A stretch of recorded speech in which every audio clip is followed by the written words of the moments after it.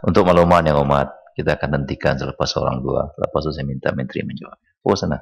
Terima kasih, Datuk Polisi. Kita sudah mengambil lebih daripada 120 menit untuk kementerian ini. Ya. Pembahasan. Saya masuk list awal. Apa? Boleh Start. saya teruskan? Ya. B62 020,000 PDRM. Saya nak dapat penjelasan daripada pihak kerajaan. Baru ni pihak polis dan sekarang ni sedang berjalan, iaitu Ops Saman Trafik, Ops Cantas Saman Trafik, yang telah pun dibuat sejak kalau tak silap saya 23 November melalui satu kenyataan polis bahawa telah akan memulakan rondaan rumah ke rumah untuk mencari pesalah trafik yang mempunyai 15 saman tertunggak dan juga 2 waran tangkap, yang mempunyai 2 waran tangkap. Saya ingat baling pun ada. 15 saman tertunggak ada.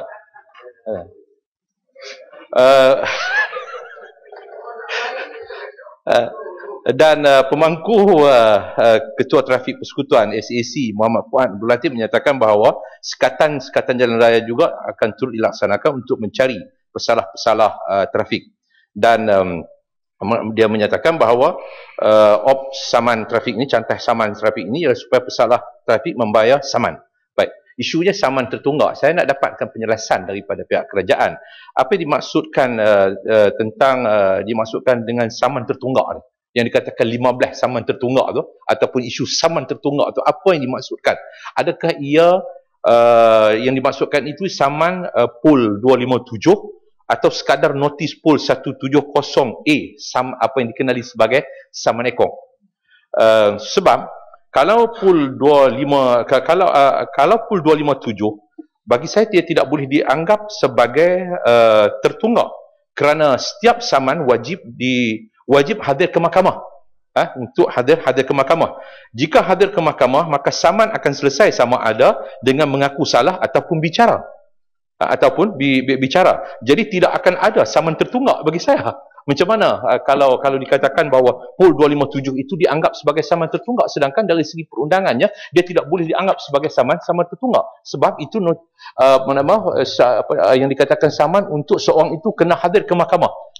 Kena hadir ke mahkamah. Jadi saman boleh jadi tertunggak kerana polis tidak bawa ke mahkamah. Itu. Adakah bermakna bahawa ini menunjukkan bahawa polis tak bawa kes ni ke mahkamah? Kalau polis tak bawa ke mahkamah, itu tak boleh dianggap sebagai saman tertunggak. Itu polis tertunggak. Kerja polis tertunggak. Dia tidak boleh dianggap sebagai saman tertunggak. Jadi saya nak dapatkan penjelasan. Sebab bagi saya bahawa jika polis tidak bawa ke mahkamah, kenapa nak salahkan orang lain sehingga perlu buat op khas, kononnya orang awam yang tidak patuh undang-undang. Jika saman dibawa ke mahkamah tetapi pesalah tidak hadir, maka waran tangkap akan dikeluarkan. Jadi saya kata, sebab bagi saya bahawa bila pergi rumah-rumah, polis pergi ke rumah-rumah sebagainya, ini bagi saya bahawa sesuatu yang tak wajar lah. Kecuali kalau ada waran tangkap, kita nak pergi tangkap dia kerana proses itu telah pun berjalan. Itu proses pergi mahkamah, dia tak hadir, barulah keluar waran tangkap. Baik. Yang keduanya, notis PUL 170A. 170A ni hanya notis permintaan butir-butir pemandu, bukan saman. Jadi tak perlu dibayar dan tak perlu ke mahkamah. Ini 170 hanyalah butir-butir untuk meminta butir-butir pemandu. Jadi saya nak minta penjelasan di sini bahawa kelabakan bangun. Sekejap. Tujuan Ops Cantas Saman ini adalah supaya pesalah bayar saman.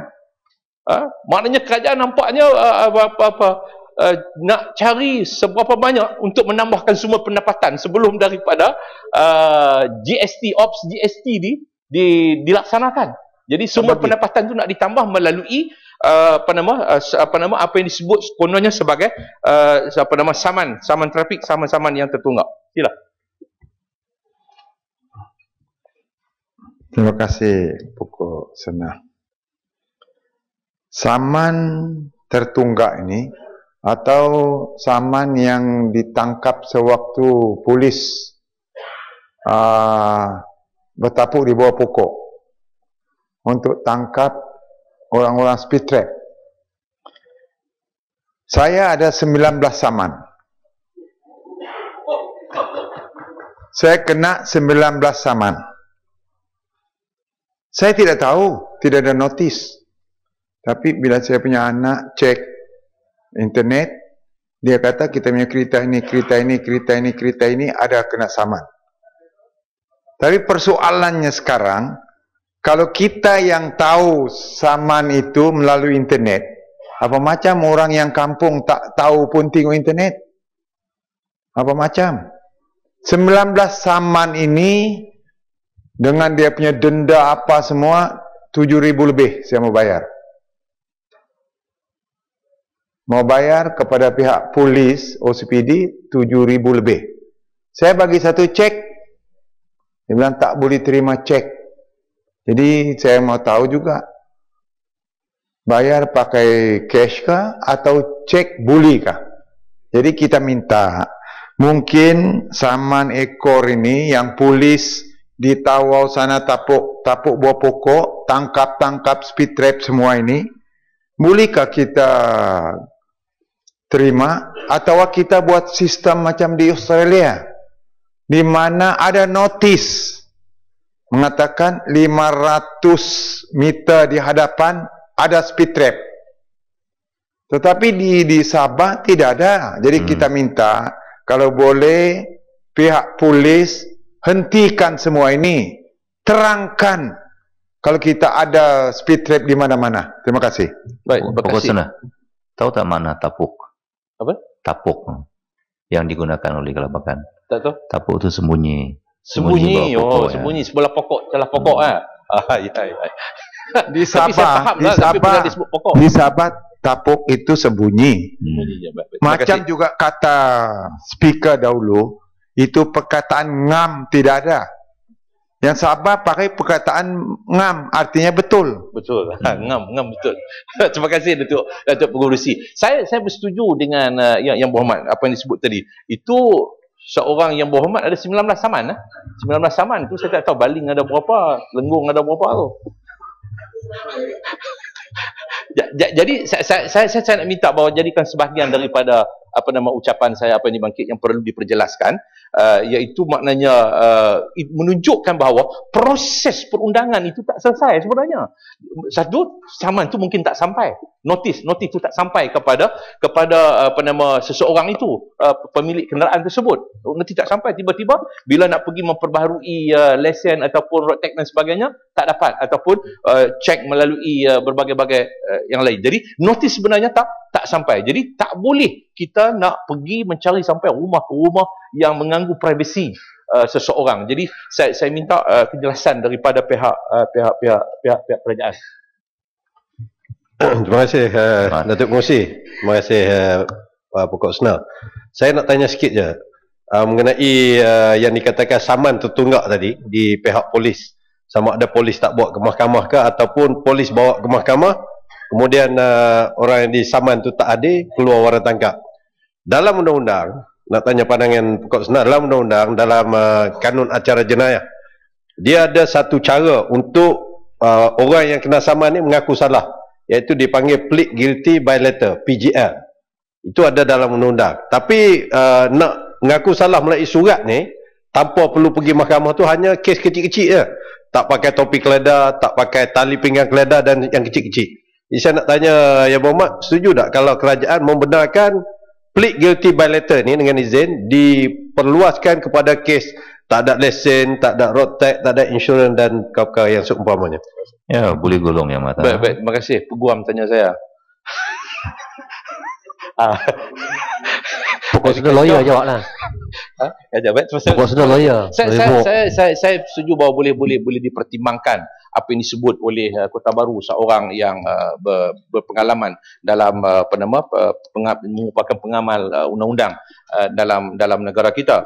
Dan saya kira bahawa apa yang saya sebutkan ini bukan dalam konteks itu, tetapi boleh kalau untuk kehadapan tu boleh. Tetapi persoalannya sekarang ni ialah apa yang disebut PUL 257 itu ialah sepatutnya dia kena bawa ke mahkamah, jadi tak boleh kita nak pergi cari dia di rumah dan sebagainya. Jadi apa hak begitu.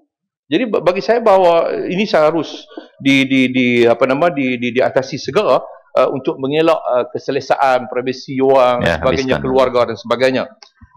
Kemudian saya juga ingin mendapat penjelasan, iaitu timbalan Ketua Polis Negara Datuk Bakri Zinin berkata, polis diraja Malaysia pada 30 November PDRM tidak akan menangkap pesalah trafik yang telah dikeluarkan waran tangkap serta mereka yang mempunyai saman tertunggak bagi memberikan mereka peluang menjelaskan sebelum penguatkuasaan menyeluruh dilakukan dalam masa terdekat. Jadi dua percanggahan kenyataan yang dibuat oleh timbalan Ketua Polis dengan SAC, apa yang saya sebut tadi, Muhammad Fuad, yang dia kata akan tangkap, waran akan dikeluarkan. Jadi isu dia ialah kenapa ada arahan yang berbeza. SAC pada 23 November kata akan dimulakan dengan roadblock dan rondaan rumah ke rumah. Tiba-tiba timbalan Ketua Polis kata